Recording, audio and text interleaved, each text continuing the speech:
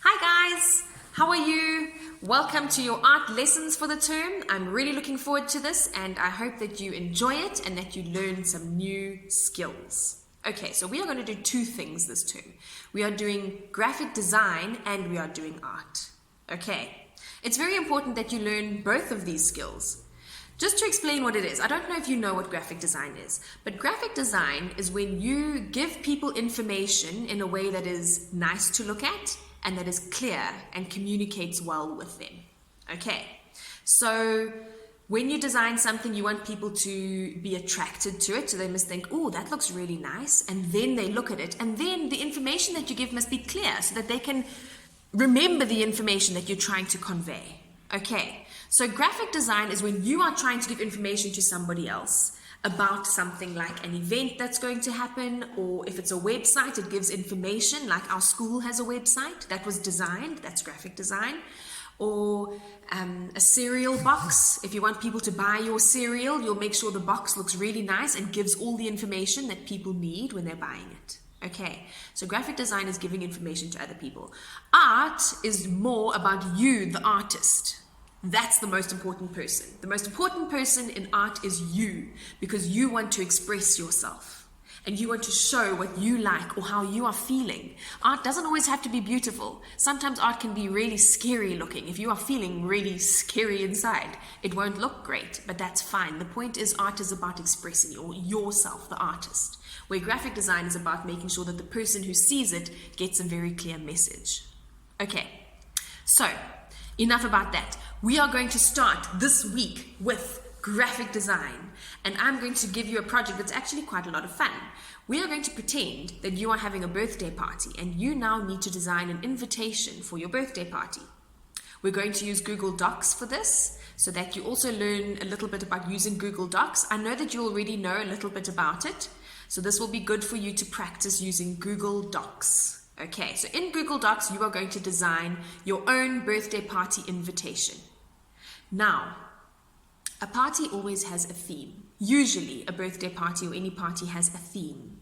Okay, so you have to choose a theme, but I'm going to give you a theme. I'm going to give you options. I've made a folder that I'm going to share with you, and in that folder, you will see you have some options. So you can either have a soccer party, or I can't remember all the themes I said. Soccer, mermaids, ballet, hip-hop or dance theme.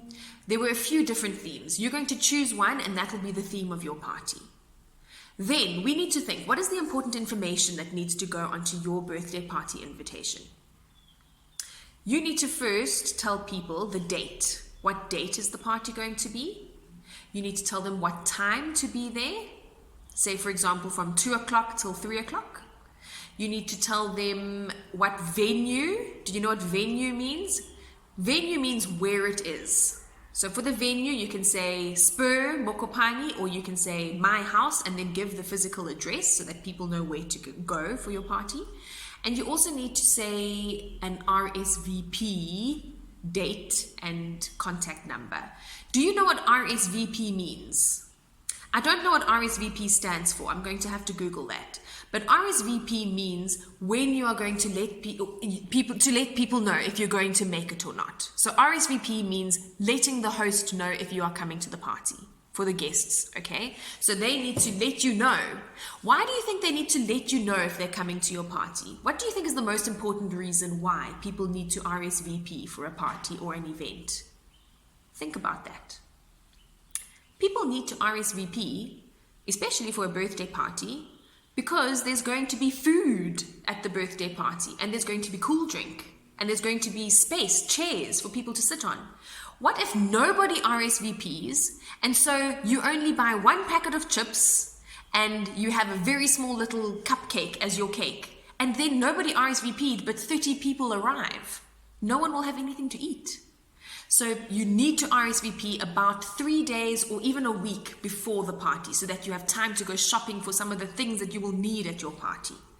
Okay, so you need to say RSVP, and then you've got to say the date, and you also have to say a number, a phone number that people can phone to RSVP. All of this is in an example that I've done, so don't worry if you've forgotten all the little things I've said in this video. you will see that I've done an example that shows you all the things that need to be there. And I have also got written instructions for you. So you don't need to worry, but this video is just to make it easier for you to understand so that it's not only the reading part. Okay. What else did I want to say?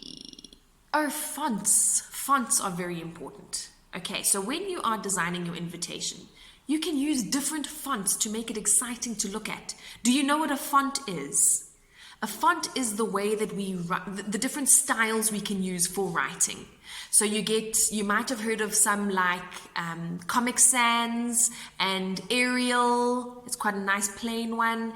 And Times New Roman. You might have heard of those fonts. But you'll see in Google Docs that there's a place, once you've typed something, you can highlight it and then you can click on a little thing that says fonts. And a whole list comes down of fonts. And you get lots of different fonts. You get some that are squiggly, you get some that look like cursive, you get some that are very thin, some that are very bold. So you need to use your fonts cleverly. Some of the writing can be nice and swirly, but some of it needs to be very clear. So where you are giving the date and the venue, you can't use a font that is difficult to read because that's important information that people need to get quite clearly. Okay. Guys, I'm very excited to see your invitations. You've got 2 lessons to do this, today and tomorrow.